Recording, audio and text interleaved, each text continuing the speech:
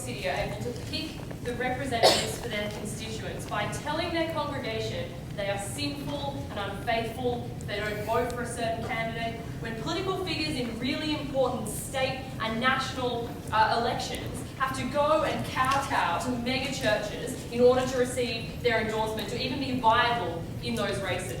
We think we have come to a system of politics that leads those political figures to have to give deceitful promises to that congregation. But moreover, it's just a process that is inherently illiberal and undemocratic, and we're very happy to be banning it in this debate. The model that we're standing by at opening government today is that we would determine religious institutions by fairly common sense tests. We think it's not very hard to do it, given that we already assign tax-exempt statuses to these institutions on those tests anyway. We would ban them from endorsing or funding or operating any pressure groups that are perceived to be endorsing any candidates in any election for office. We would still, however, allow those institutions to have stances on general policy. We think we will see through their attempts to get around these regulations, but also we would like the opposition bench to accept the premise of the debate. What I'm going to do in this speech is tell you why voter autonomy is important and why it is undermined by these endorsements. Secondly, we're going to tell you why these endorsements allow religious institutions to have an undue influence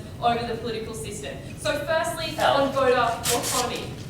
It's obvious to everyone in this room that when you go into the ballot box, or you don't go into the box, when you go into the room, you are influenced by certain things. You are influenced by arguments that have been made to you and things that have persuaded you to vote in certain ways. However, the types of influence that we allow are rational arguments, constructive discourse that persuade people to have certain predilections and priorities when they go in to make that decision. That's the difference in this debate between union groups or social groups or anyone that communicates with voters. Because we think that the opposition bench is going to be hard-pressed to not acknowledge that there is a special status to religion and religious figures in this debate. That is true at a societal level, that these people are fundamentally important to their congregation and have a great deal of influence over them. But it's also true at a political level, insofar as we know they have a special status because we already confer privileges like tax breaks upon them. So what is the influence on voter autonomy that these sorts of things have? We think they are twofold. Firstly, religion specifically is problematic because unlike if you had a conversation with, for instance, a union leader, you could listen to them, you could disagree with them, you could go into a secret ballot and not act upon what they said to you. However, the difference with religion is that these people genuinely believe if they go against the word of their preacher or religious official that they see as their connection to their God, that God is going to know that they didn't follow that in a secret ballot. That those people are going to think that they are sinning or being sacrilegious if they go against the advice that preacher has given them. We think that undermines any meaningful sort of autonomy or choice that person has as an individual in what is supposed to be the choice that they make fully of their own accord. We think it is true that these voters will go into the booth and they will be guided by their spirituality, but they won't be coerced under our proposal because they don't necessarily have to follow their religious priorities. Let's take a voter, for instance, who is Catholic and perhaps opposes gay marriage, but also supports socialised healthcare. Under our proposal, where their church has not totally endorsed a candidate, they are able to go into that room themselves and think about how they want to prioritise those two aspects of their political beliefs. When the church has come out specifically and endorsed that they have to act upon their religious priorities, we think that they are forced into making a certain decision and not weighing up those priorities for themselves. Why is that problematic? The purpose of secularism, Mr. Speaker, is to acknowledge that people exist in the public sphere in a multi-dimensional way, that they don't always have to be religious, that they can often have priorities that are not necessarily religious. We think we should reserve someone's right to exist in a multi-dimensional way, to engage with different types of their personality and their priorities, and to not see them be coerced by their spirituality. But the second reason why we think religion is specifically important in this debate is because it's not a constructive discourse. Like, the reason behind these endorsements are metaphysical. It is not rational. It is not possible for someone to rationally allay the endorsement. It is not possible for them to not accept that endorsement. We don't think that that is like a valid restriction on their autonomy when they're making that decision for themselves. I'll take a minute. But you are comfortable with religion telling all of its constituents to always vote for people who are pro-life. Well, but this is the point, right? They can say that, but when a voter gets into the booth and they know their church says that, but they also know that they value something else, they are making the decision of that priority for themselves, as opposed to the church saying you must prioritise that religious position of that specific candidate. So the thing that we're weighing up against the autonomy in this debate is the value of this political speech. We obviously know that electoral endorsements are a very specific type of political speech. For instance, you can't talk to someone when they go into a voting booth because we know that particular area of public space is like restricted in regards to political speech. The types of exemptions that we allow when we say that people can't speak on political races are like public servants. Obviously this is not a perfect analogy because they are taking wages from the government, but it is true. The reason why we restrict that is because we think that public servants have an agenda, that they have additional information that a voter could glean from their endorsement. That is the same as a religious leader. When a person believes their additional information is an endorsement from their God, we think that this is analogous and we should maintain voter influence. The reason why these religious organisations and their endorsements have undue influence is because they have a disproportionate ability to mobilise people and to have an impact upon political races. That is true in both getting people to vote, in involuntary systems in particular, but also in gathering funds. Why is that a problem? Firstly, when it is a minority of people within that election that are religious, we think it becomes unrepresentative when that candidate has to go to those groups because they're able to mobilise their support, and that candidate has to support their policies in order to kowtow to those mega churches. But secondly, where they are a majority in places like Utah, we think that it leads to those policies becoming fundamentally liberal and conservative, which is also problematic in this debate. We think at the end of this speech that we've proven to you that there is a value in voter autonomy. The religious organisations have an undue influence generally in political races, but most specifically that they have an undue influence over the decision-making process when someone steps into a voting booth. That's problematic. That's why we're proud to propose it.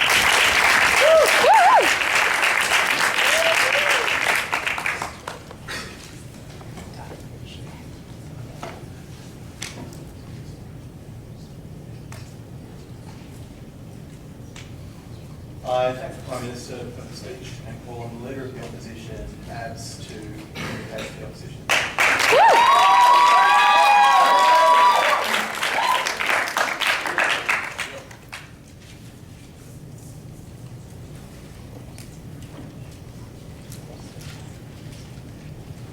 Thank you, Mr. Speaker. Mr. Speaker, when Elle said that we should recognise the fact that voters can be multidimensional, what she ignored is the fact that there are plenty of Catholics out there who are conservative in some things and liberal in others. There are plenty who have different beliefs on what tax policy should be and how wide roads should be and whether or not certain colours of paint should be painted on public bridges. But on the issues that the Catholic Church tells them are important, to those individuals, those values are core. They are, yes, multidimensional in many things, but the core dimensions, the very element of what they believe is important, is determined by that church.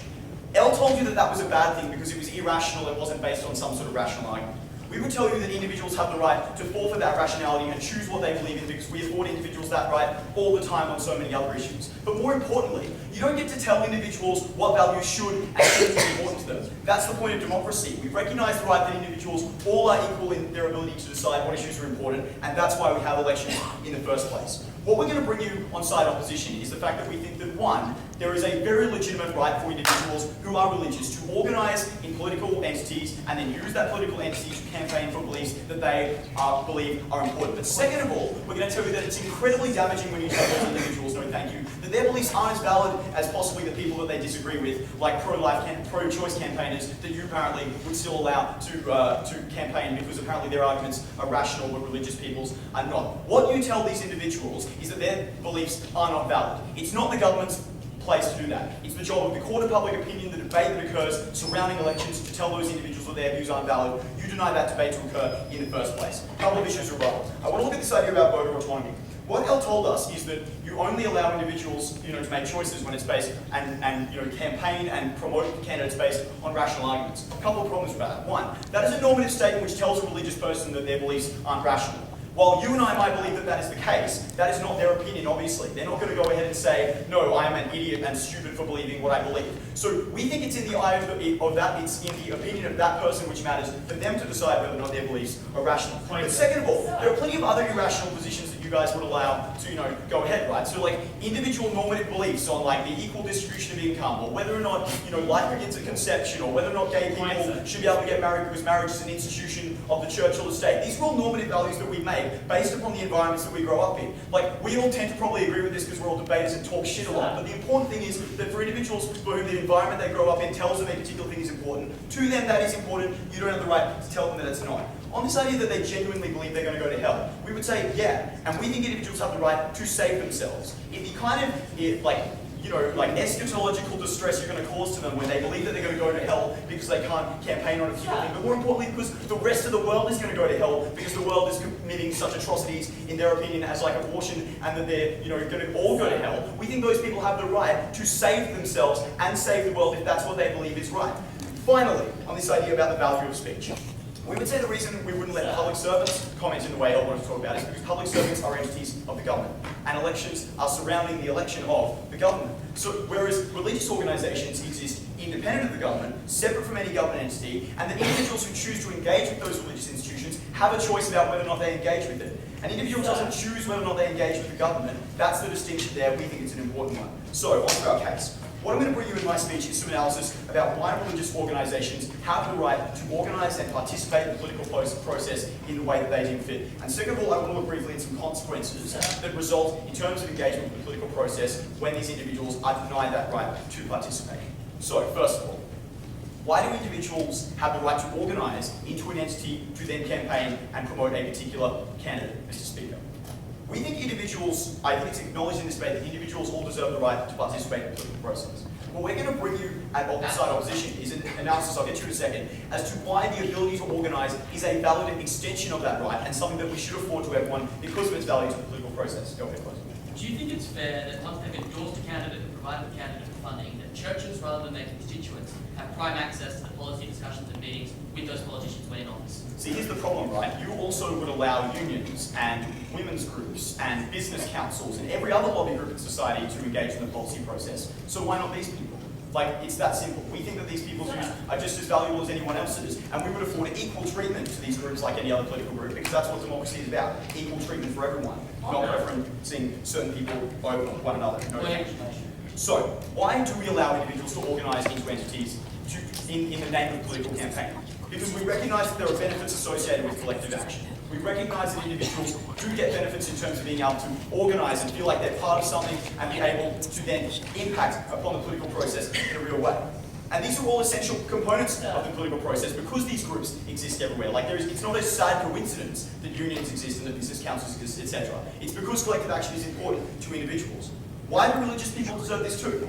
Because their views are just as valid as anybody else's, Madam Speaker, from any legitimate perspective of democracy. Why? Because it's based on personal values. But as I already told you, we think that anyone's values are based on normative statements. So when someone believes in animal rights and campaigns for a pro-animal rights candidate, it's because they believe that animals have rights.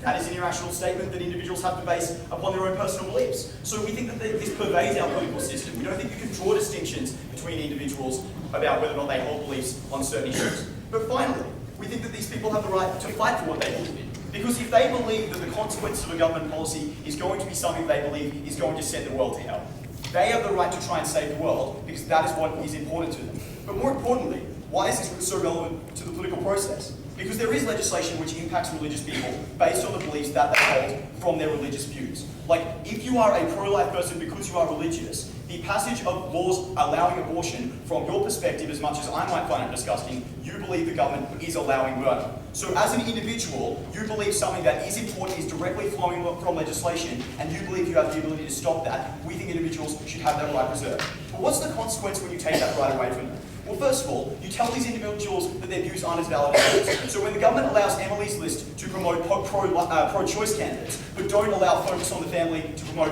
pro-life candidates, you're implicitly saying that Emily's List is a valid group in society and Focus on the Family is not. We think that that is an unfair position for government to hold, but also it promotes the idea that Rick Perry was talking about in the funny video we were watching, which is the idea that there is a war on religion. It promotes the idea that government and society are at war against these people. That creates a disgusting dichotomy in the political process and creates a divided society that not only stifles the debate, but also creates a significant backlash when it comes to getting other legislation through. Finally, it disengages people from the political process. And in countries like the United States, where voter turnout is at ridiculous lows, we think the worst thing you can do is tell people that the democratic machine doesn't respect their right to choose, doesn't believe that their beliefs are rational, and that they should just sit down, shut up, and not have their candidates represented. We are very proud to oppose this motion.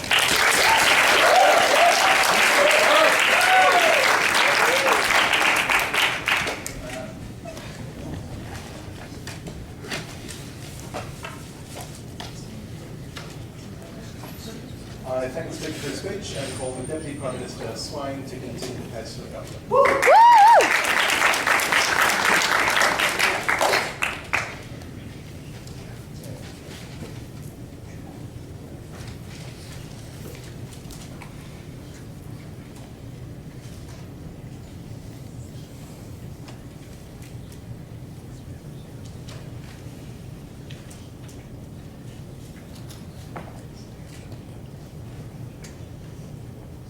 Mr. Speaker, the moment that pro-choice advocates form a cult, they'll be affected by this proposition. Until then, it's a stretch to understand how opposition leaders' speech actually engage with the specific proposal brought by Elle in the Prime Minister's speech. The first thing I want to talk about is how we maximise religious autonomy. Then I want to talk about how we reshape religious identity, and then finally about how we affect politics. To this first idea about maximising religious autonomy, and apparently why we were damaging these people so much. If you believe that voting for a candidate who supports legal and safe abortion is wrong and will send you to hell, under our proposition, you probably still will vote for the other candidates. Elle and I weren't following these people into the voting booth and changing their ballots. They still had that level of electoral autonomy. But interestingly, these are the precise group amongst those who attend church that don't require an endorsement from the person at the front. The premise of what the opposition leader said is there are some people who don't think that way, who don't necessarily have a belief that just because they're told that abortion is bad, that should be the overriding political consideration when it comes to vote. That's the group that Elle and I were tremendously interested in terms of preserving the way that their religious autonomy was separate from the secular beliefs they might also value in their life. Let's be very clear. If you are someone who is religious, you can still join any number of these secular, pro-life organisations and lobby for that group. What we said is that religious groups can still say that abortion is bad. What they can't say is that only vote for candidates that stand on this level of abortion. So insofar as that's true, they can provide the moral instruction that was apparently central to these people's identity, and then render unto Caesar what is Caesar's. Like when those people consider that and put it into the context of all the other things going on in their life. And insofar as we're making a statement about religious identity, we think that's a powerful one about saying that this is something that people can weigh up differently. What was apparently we were doing here was being really unfair on religious groups. This brings me to the second thing about religious identity. Apparently we were saying that all of their beliefs were irrational. No, just their beliefs come from a different source and are regulated in a different way than other philosophies to which we might subscribe. Which is to say, I was tragically raised as a communist. But I never felt, Mr. Speaker, that I was going to some metaphysical communist hell if I didn't vote for a left-wing party. And we think that was the distinction they avoided. We're not telling these people your beliefs are any more or less rational than those that disagree with you, sir. But we're making an observation that we think religious people would agree to as well, which is to say that Christianity is not like socialism. It's not like ecofeminism. It's totally different. It sits as a series of principles and beliefs that is important. We also believe that also we're telling them about the nature of religious autonomy in society that they share with other people. So they want to talk about how we damage religious autonomy in this debate. We believe that under the status quo, the religious autonomy of those that choose to not believe in a God, or choose to believe in a different God from those that have the greatest political power, have their religious autonomy undermined. I think that's incredibly difficult in this debate to stand on that. But also we think that one of the problems with the status quo is that religious identity is mobilised in really socially damaging ways. We think that the spectre of sectarianism looms large in this debate, and the way, and I'll take you in a moment, that political candidates have used religious identity and you eventual candidates end up being affiliated with one particular religious group over another, we think it's very damaging to the social fabric and in the interest of all people to stop the having to endorse candidates. Yes. Do you think religious groups become more or less polarised and marginalised from the rest of society when they're told that they're not allowed to endorse their candidates, but the people directly speaking on the issue opposite them, such as Emily's List, are?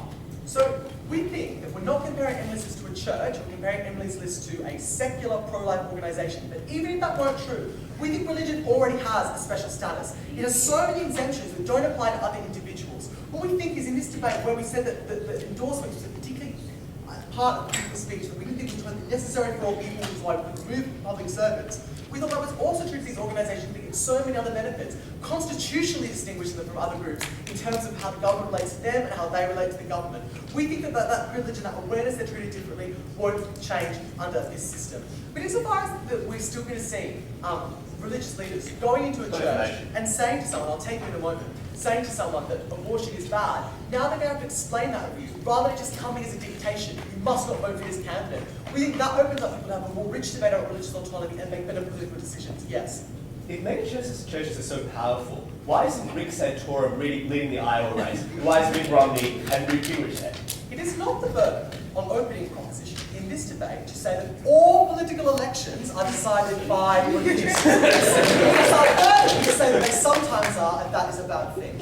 Sir, No, sit down. What I think is in this debate is that this religious division, this level of re-examination is going to be incredibly important. So they might say slanderous and sectarian things, but not identifying that with political candidates, use those candidates' freedom to try and unify that society and not support sectarianism in that same way. We also think what's damaging about this is the performative religiosity of politicians. Who seriously believes in this room that Hillary Clinton prays at night? Very damaging, or at least not to their God. It's the way in which politicians have to overstate their religiosity to capture that important political constituency, which again exaggerates the extent to which religion reflects, in this case, American values, American nations ideals, and the way that system should function. We think that is incredibly damaging in this particular case. But especially where we think that, unlike, say, unions, or unlike, say, other lobbying groups, the kind of access that they have when a religious leader sits down with Hillary Clinton is entirely different.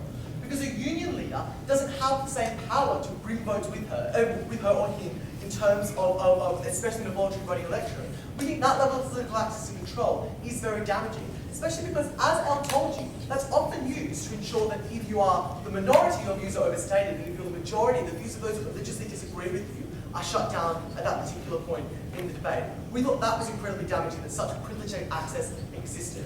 What have we brought you in this debate at opening government? The first thing we've said is that religious autonomy is something that isn't just held by the most religious, and that indeed to protect it and ensure that those that are religious make proper political considerations. It's important that we tell those people and remind them that they're identified as ambassadors. We've also said that a political space that is dominated by politics rather than faith is a better one, and that what these endorsements have done is to avoid functional and productive political choice. And it's for those reasons that we're very proud to propose.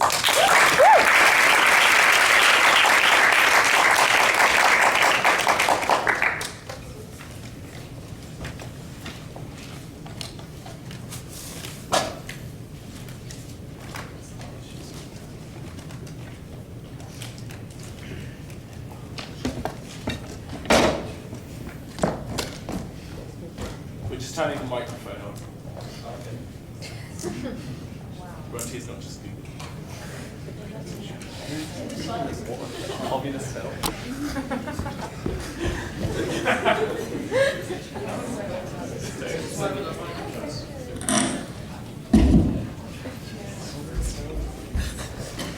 I thank the Speaker for his speech and call him the Deputy Leader of the Opposition. Today is to begin effective.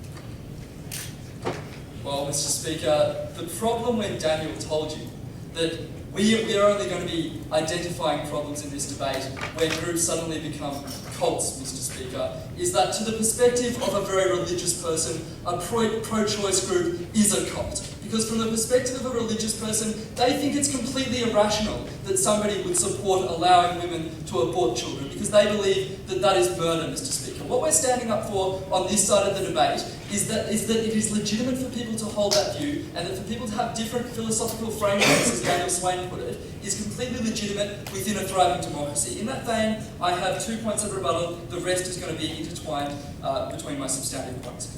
Firstly, is it a legitimate view? We say absolutely, because for these people, they conceive of the world in a completely different way. And Abs told you quite clearly that this is borne out through the fact that they think that everybody is going to go to hell if the government suddenly allows women to abort children. We say that is absolutely a legitimate view. No, thank you. And it doesn't matter, Mr. Speaker, that you don't hold that view. And it doesn't matter that you don't think that's a rational view, because for these people, it is the most rational thing in the world. They believe there is a higher power that will punish them and anybody else who acts against God, Mr. Speaker, and we're standing up for the freedom of them to exercise that religion and to hold that belief. And we're not going to allow the government side in this debate to say that that view is illegitimate simply because it's not held by the majority, or simply because they don't think it's a rational view. Because to these people, it is the most rational thing in the world that you would not allow a woman to murder somebody who would then condemn the entirety of the world to hell. We think that's pretty rational if that's the way you view the world, Mr. Speaker.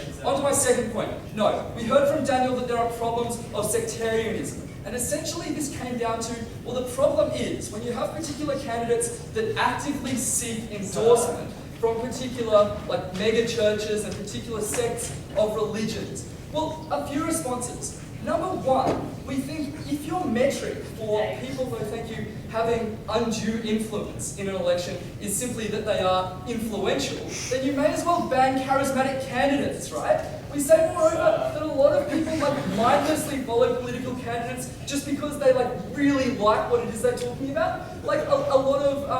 A lot of supporters, no thank you, that follow libertarian parties all the way around the world, Mr. Speaker, are also pretty blindlessly religious, no thank you, in their devotion to the cause. Example number one, Mr. Speaker. We say, therefore, for Bish, it's completely irrational for you to be either a conservative or a massive socialist, Mr. Speaker. No, thank you. And we support the right of Bish to hold that view. So we say, moreover, it's absolutely vital to a thriving democracy that you have candidates that are seeking endorsements from all groups within society. Because we say, no, thank you, that groups are always made up of individuals, and we grant political enfranchisement to these individuals, and we say that there's no reason they shouldn't have it as a group as well. So we say it's completely legitimate, no thank you. And in fact, a really important part of the democratic process, that candidates seek out all groups in society and show them how they're going to be best, no thank you, for the views of those constituents. And we're very happy to stand for that. I have 2 points in substantive. Firstly, I'm going to be talking about why we prefer a system where endorsements, no thank you, happen in public as opposed to in private. And secondly, I'm going to be talking about how the government policy is particularly problematic in fledgling democracies, particularly in post-Arab Spring states. No thank you. Firstly, why do we prefer a system where endorsement happens in public? No thank you. A few reasons. Firstly, we dispute the impact that it actually occurs, no thank you, under the government's model. Because it's not as if the rusted-on fundies in this debate are actually going to end up voting for a pro-choice candidate. And we acknowledge that, no thank you, on both sides of this debate.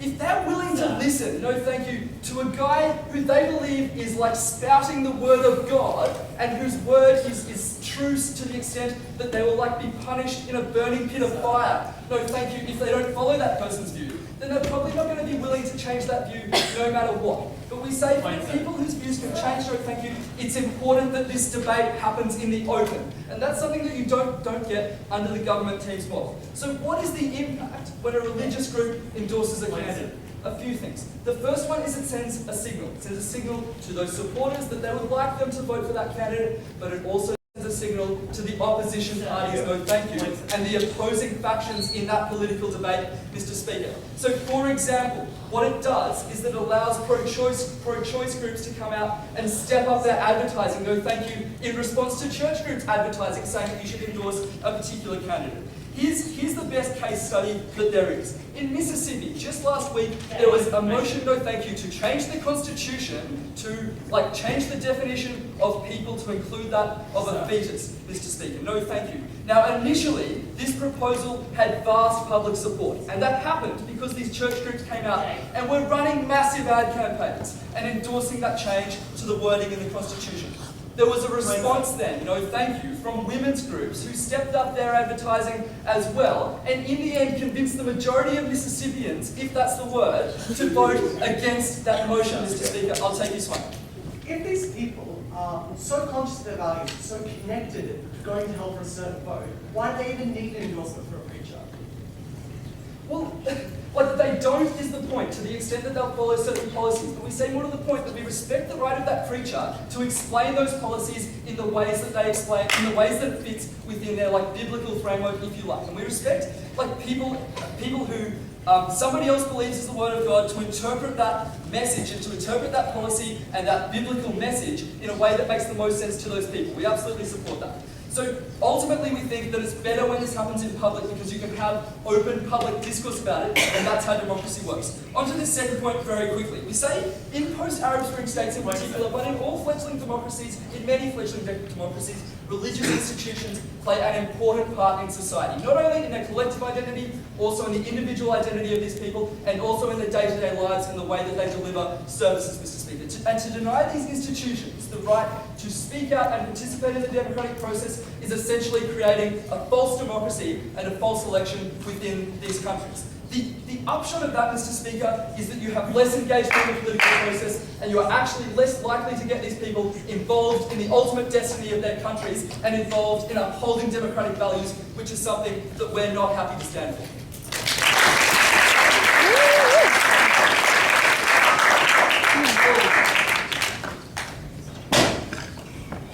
Thanks, Speaker, for his speech, and call on Dom to begin the closing argument.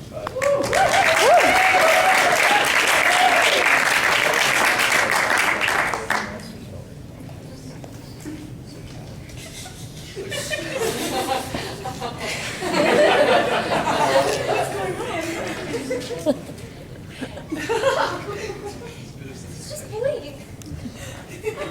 Bobby Dom.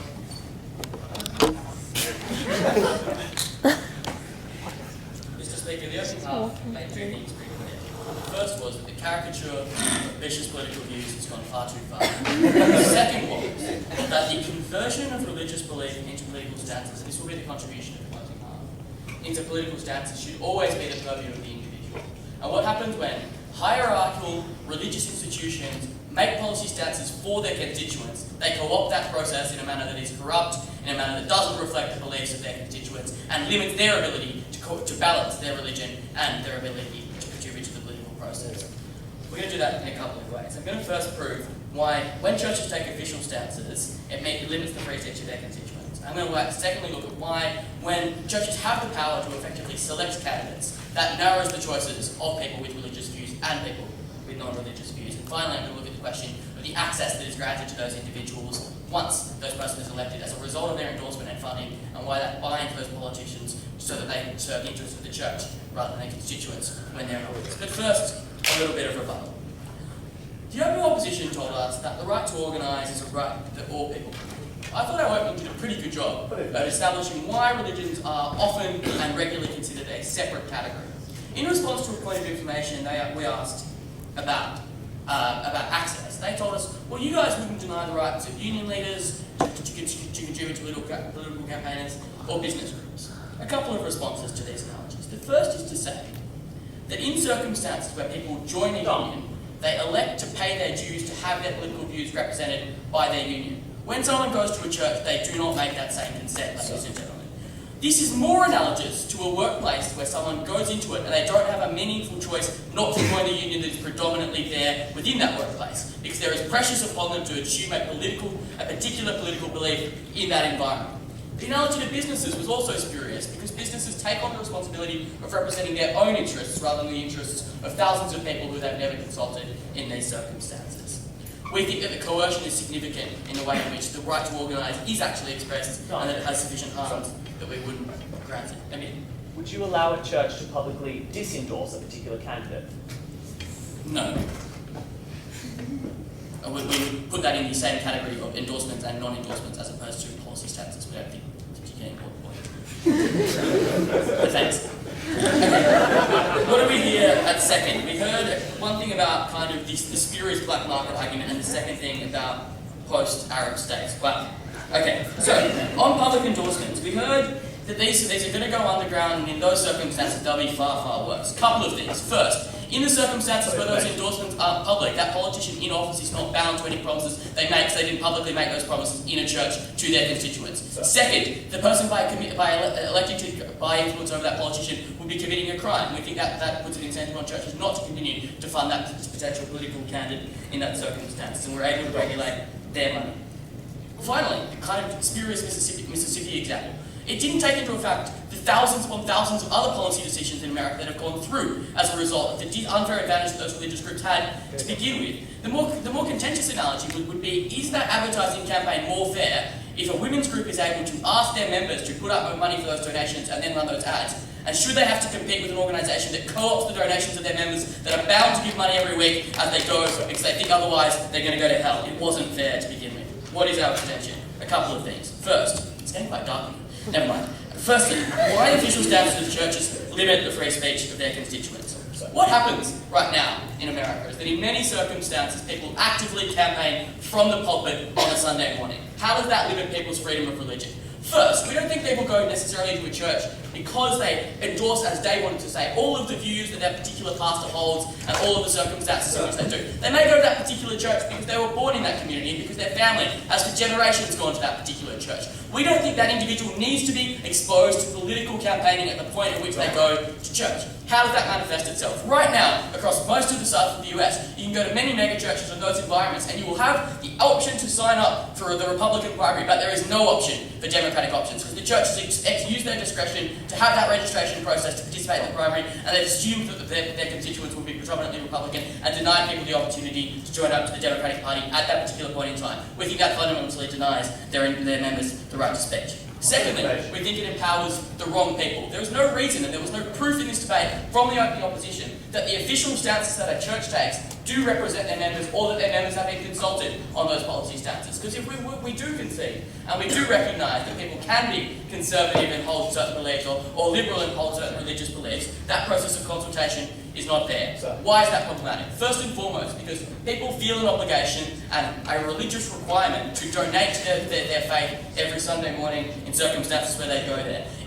In those circumstances, don't watch that, it's distracting. In those circumstances, it's particularly problematic that their money is then going to fund political causes which they do not believe in. In those circumstances, we are forcing people to make a choice between their religious commitments and their religious beliefs about the fact that they do need to make a contribution to their community and the fact that their church then co-opts that money. Absolutely.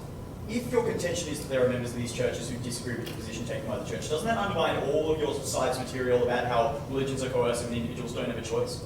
No, because what you're doing is making it considerably more difficult for them to express their religion, to express that ideology, and you're assuming that that religion has the right to spend their money on campaigning against political views that they don't hold. That's fundamentally unfair.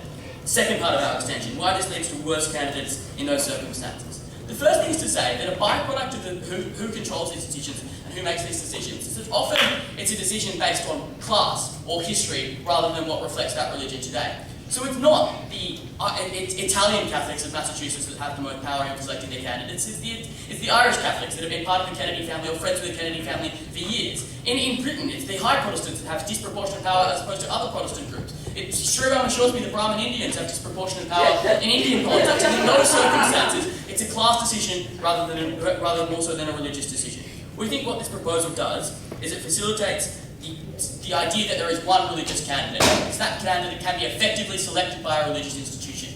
That denies debate about which policy is particularly more religious in the form of primary. So in circumstances where someone can justify that the conservative arguments for gay marriage are valuable arguments, but they're not a candidate that gets the church's endorsement, you don't let them make that argument, you don't let them have the ability to make that argument, because the church has such a degree of power over selecting that candidate. Moreover, when they're in office, they continue to have the ability to buy actors. When people are dependent upon that money for re-election, when people are dependent upon the promises they made in the first instance, those people are unable to go back with their views. That means they're representing the church first and foremost, rather than their constituents. We're very proud to propose.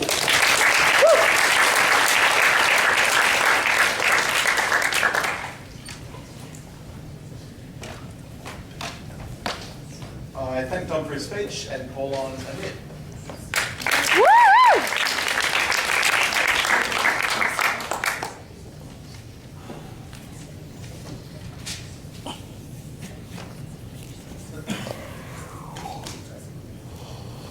Both sides of this debate concede that religion and religious ideology will heavily influence many voters at the ballot box, regardless of where that message comes from.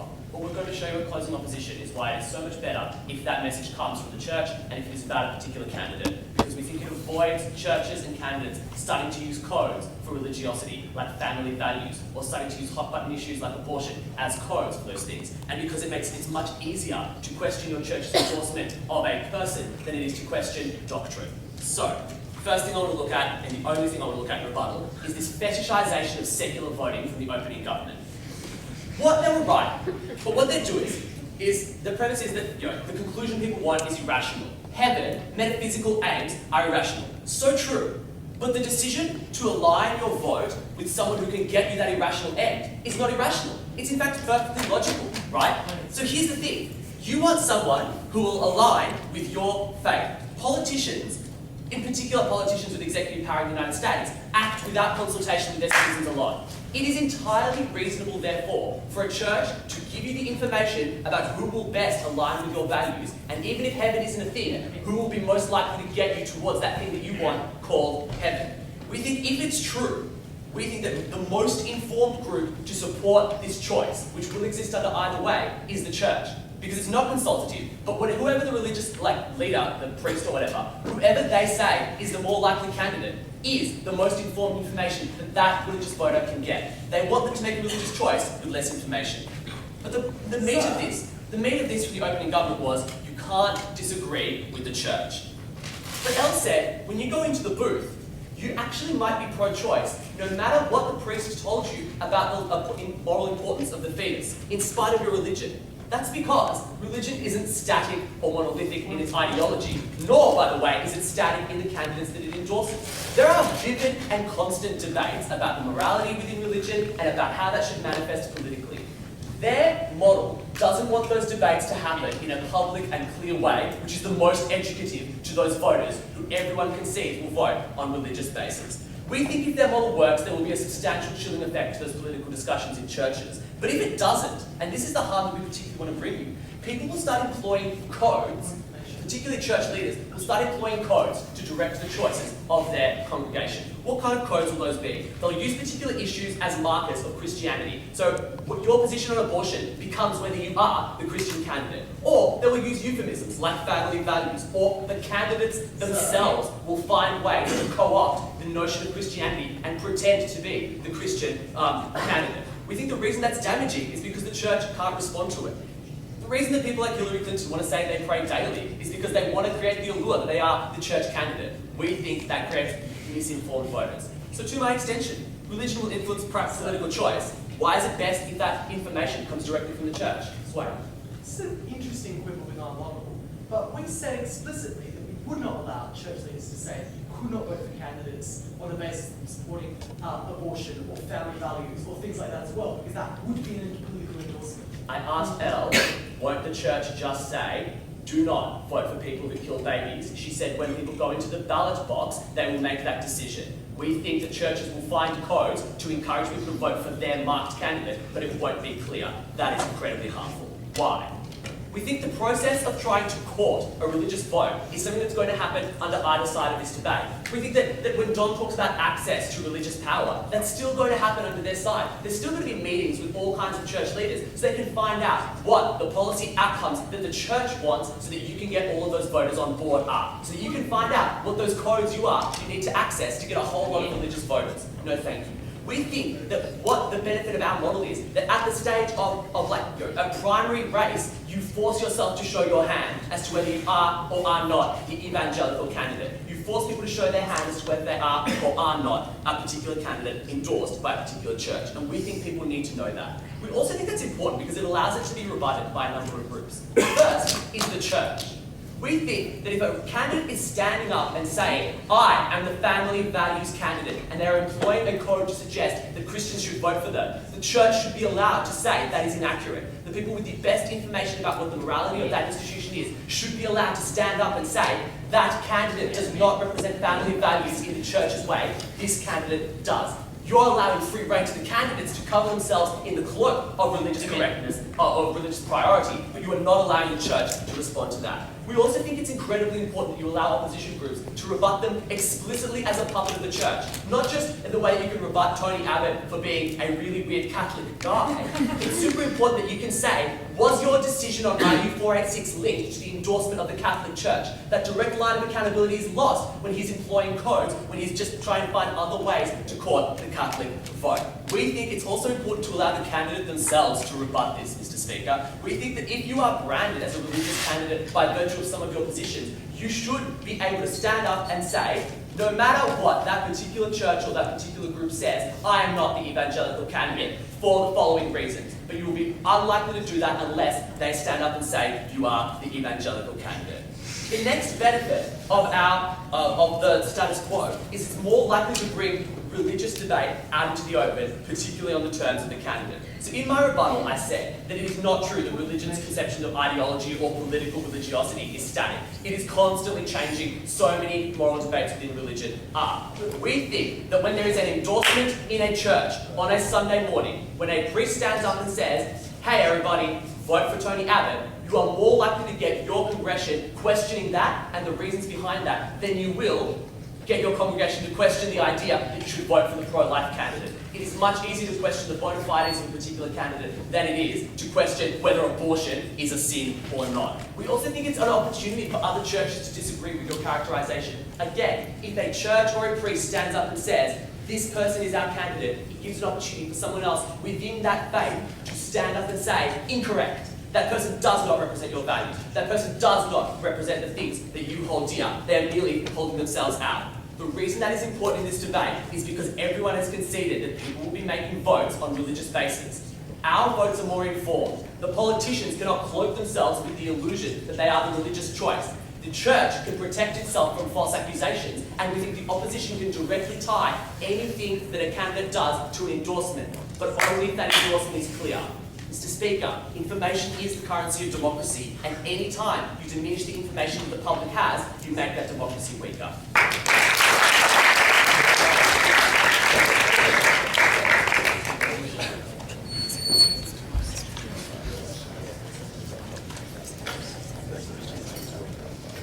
I thank the Speaker for his speech and call on Sriram.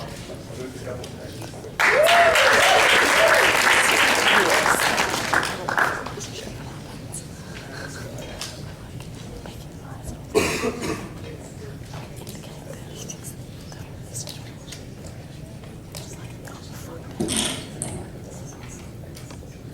Chairperson, ladies and gentlemen, I don't mean to be facile, but I think it's fair to observe that the Bible has no exact stance on public policy in America in 2012. While it believes in the primacy of life, it does not say, it does not exactly say the conditions under which abortion should be accessed or not accessed, and the ways in which the state's message on abortion should be communicated to the people. While Jesus might say that it is important to be compassionate, it has no exact stances on what welfare policies of the state should be. While it may emphasize the importance of redemption and forgiveness, it does not dictate criminal policy in the state.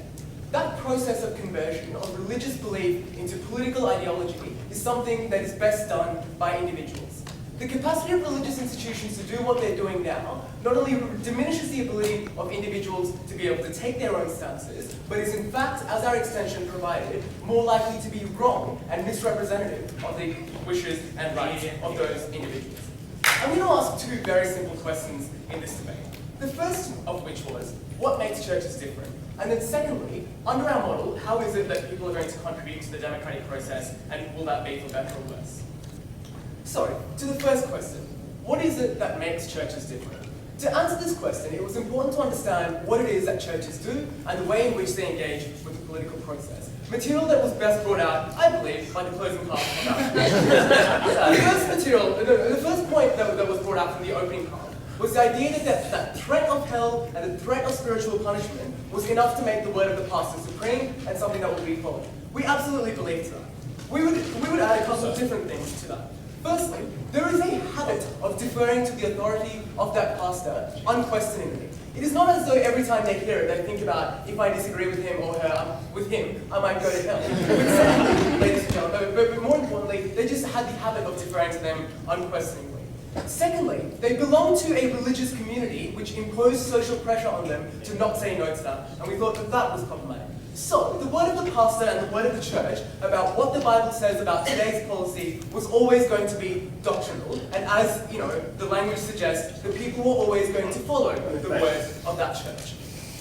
Secondly, we thought that churches were different, because unlike unions and business lobbies, their claim to speak for its members simply did not hold true.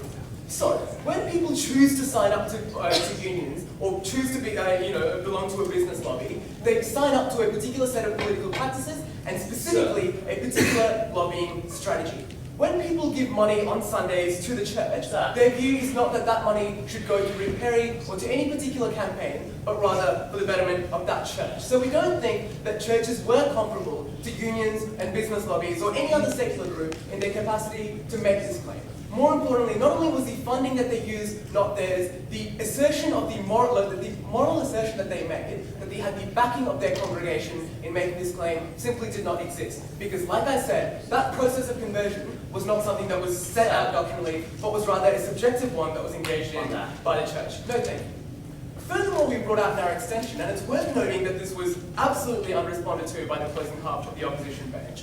Religions often represented an aristocratic tradition that was devoid of any kind of actual spiritual meaning. So, to the extent that the Al Franken dinner and the Catholic community in New York is a particularly important event in democratic politics, ladies and gentlemen, it was clear that it wasn't Catholics that were empowered, it was these particular Catholics in that particular state. John gave you further the example of the comparison between Italian Catholics and Irish Catholics in Boston. Why is it that the church has continually supported a particular group of candidates that were not only Catholic, but were from a particular socioeconomic and national group? It was because churches had no interest in converting that belief honestly, but were instead using that to promote candidates that they had other loyalties to, and using the money of Italian Catholics to do so. We thought that that was problematic. No, thank you. Furthermore, we especially believe that unlike labour unions and business lobbies, these particular groups and these churches and church officials had a broad mandate to wield with these candidates. So labour unions can only ever talk about economic policy with with the leaders that they come into play, whereas the ability to co-opt the Bible and religious discourse into public policy spanned a much broader stage and was problematic when they got access to it. Your extension is an argument against organised religion, but the government still allows them to publicly tell people what policies to vote for, just not candidates. No, you went against the model that these guys proposed, right? So what we're happy for is for the church to not promote in any way the policies or the candidates that come into play, right? To the extent that the church is standing up and saying, here is the candidate that best promotes this particular policy, that was problematic. We're happy for them to say Christianity is against abortion. We're not happy to say that this person's track record on abortion and promises to abortion is best. Don't bother looking it up, just trust us. We thought that was the problem in this debate. So, churches were different, and that was obvious. But maybe it was worth not regulating them if it was going to create enough of problems in democratic discourse. And this was the attempt at the extension that the closing half of the opposition bench brought you, of people and policy and coded language. First of all, candidates at the moment have no incentive to stand up and say, the reason I'm endorsing this policy is to get the money from that church. They speak in code now. The reason I'm speaking in code and the incentive to do it is because there is money at the end of it. As soon as the game changes, as soon as it becomes about convincing people that the connection between scripture and policy exists, there was an incentive to engage in that discussion and explain to people exactly what that connection was, rather than use codes to convince the hierarchical church to endorse it. Secondly, we believe that it was important that voters have the capacity to evaluate this claim. So Amit said that as soon as somebody says, you know, like Tony Abbott should be the one voted for, that is going to have less of discourse within that church than it was when a particular policy was brandished by the church. First of all, it ignored all of the analysis that we brought you about the incapacity of people to engage in that doctrinal debate within that church. And secondly, it just wasn't true. So to the extent that churches were able to say that and make those claims, it was much more important that it came from the candidates and the voters got to evaluate it, rather than it coming from the church and the voters got to get to evaluate it. That's the real comparison in this debate. It's not person versus policy, but the source of the information from which it comes. And people were always much more likely to say that Tony Abbott was wrong, rather than the Catholic Church was wrong. The material that was brought out about backlash by the front bench, we likely just didn't fall in this debate. To the extent that the only reason the church would hold out was if they believed this policy would be dropped. And we're happy for us to be unequivocal in not dropping this policy and not creating any incentive for backlash or bargaining. Ladies and gentlemen, we were proud to propose.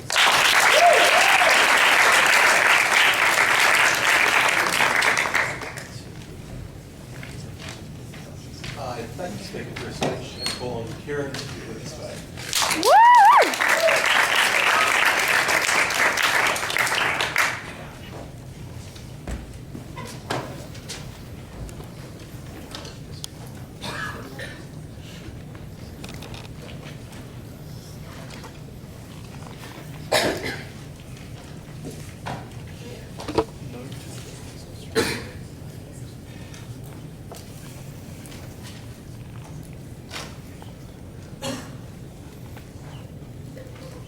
Mr. Speaker, 3 questions at the end of this debate.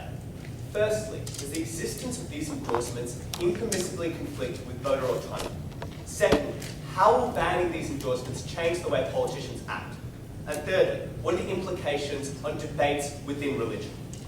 Firstly, looking at this issue of voter autonomy. What we got from the closing government is a number of reasons for why the imposition of voter autonomy was not acceptable. They said that religion is insufficiently consultative. We say, ladies and gentlemen, we're happy to wear that. Religion isn't meant to be a consultative institution.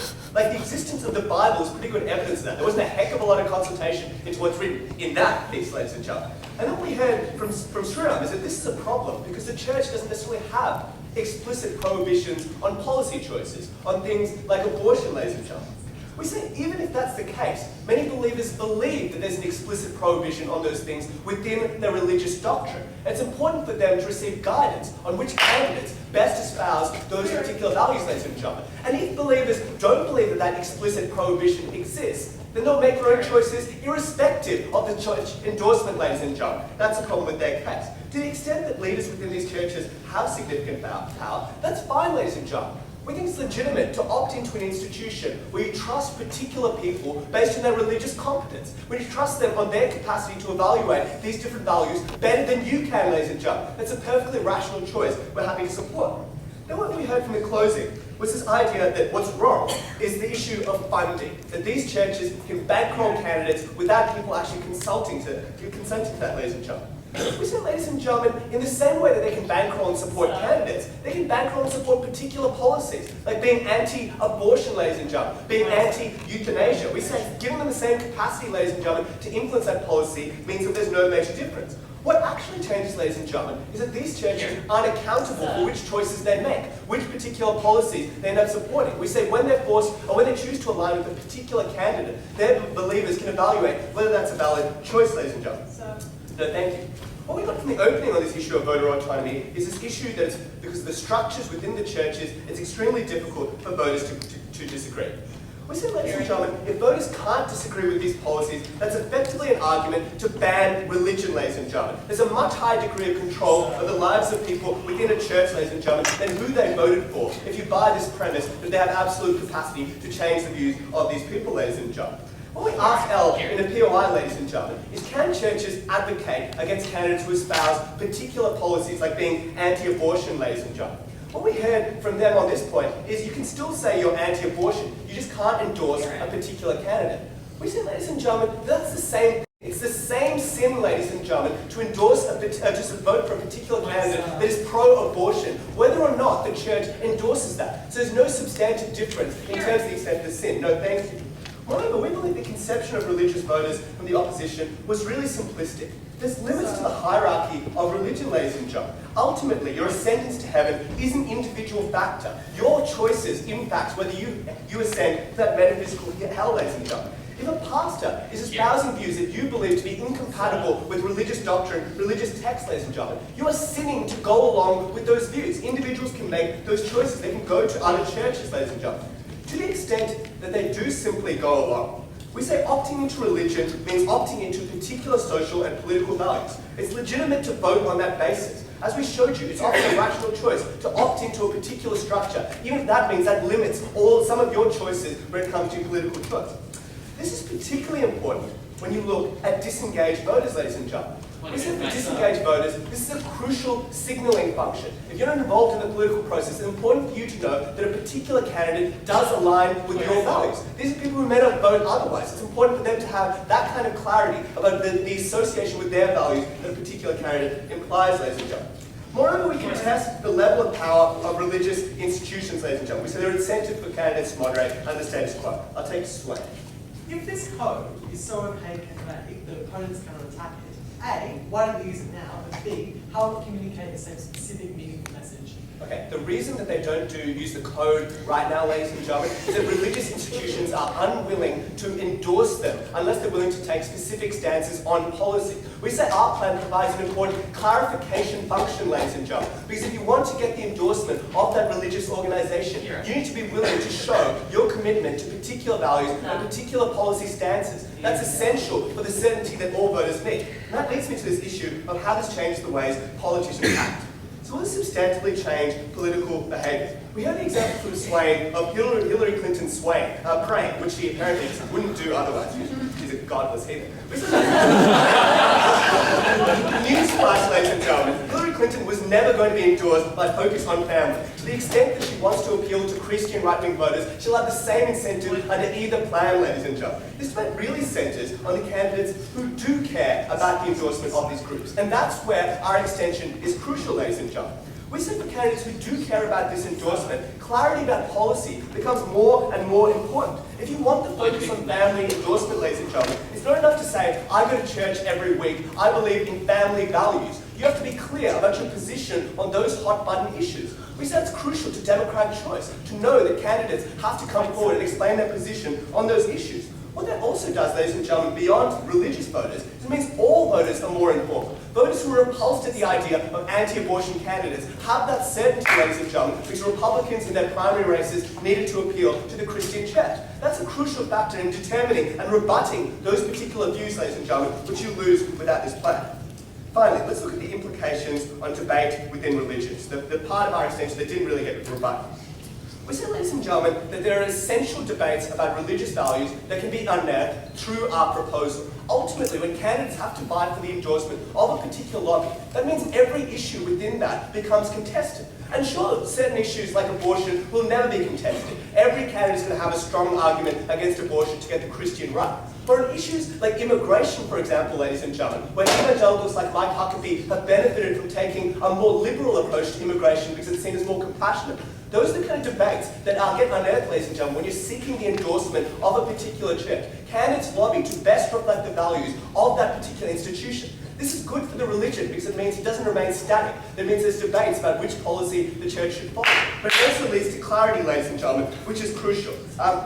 So we say, ladies and gentlemen, it's absolutely essential for voters to be able to have clarity about the signals politicians send. We want to break down the code that exists with politicians. We're proud to oppose.